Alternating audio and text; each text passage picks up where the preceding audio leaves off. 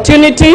Mr. Speaker, let me take this opportunity to send my condolences to the family of William Mayange, who was killed in Maseno. Mr. Speaker, even as we speak in this house, there is a family that is grieving, and you can never recover a lost child. So I just want to say pole to the family of William for the loss, unnecessary loss of a youthful life. Mr. Speaker, I want to say that Article 1 of the Constitution of Kenya says all sovereign power belongs to the people of Kenya and shall be exercised only in accordance with the Constitution.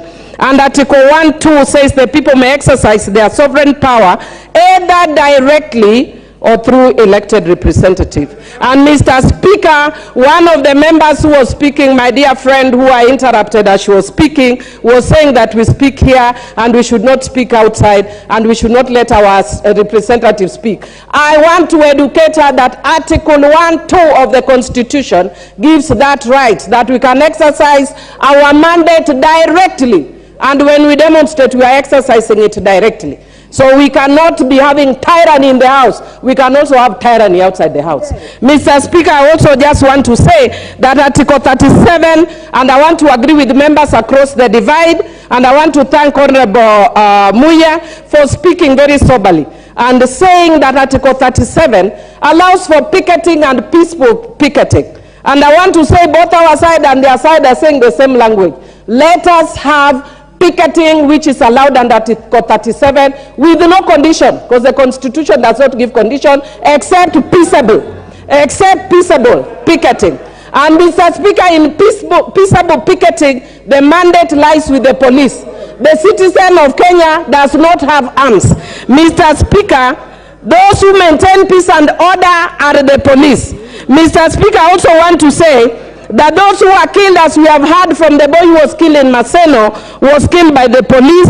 And I also want to add that when the business community restrained from doing their business, they restrained from doing their business because of fear-mongering by people like my good friend, who I don't want to mention lest he can stay a point of order.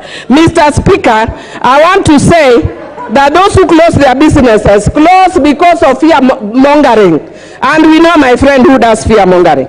Mr. Speaker, because I know other members want to speak, I want to say this. I want to thank you, Mr. Speaker, for giving this House direction that it is actually wrong for us to be mentioning other people who are not here and calling them names, like regrettably my good friend Honorable Ichungwa called Honorable Raila an urban terrorist.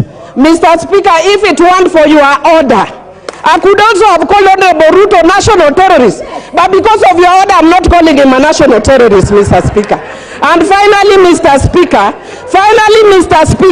I want to say that my good friend Honorable Ichungwa must tell us whether he's also of the LGBTQ community because of his preoccupation with Uhuru kenyatta. That guy is a man, bwana. Don't be too preoccupied with Honorable Uhuru kenyatta.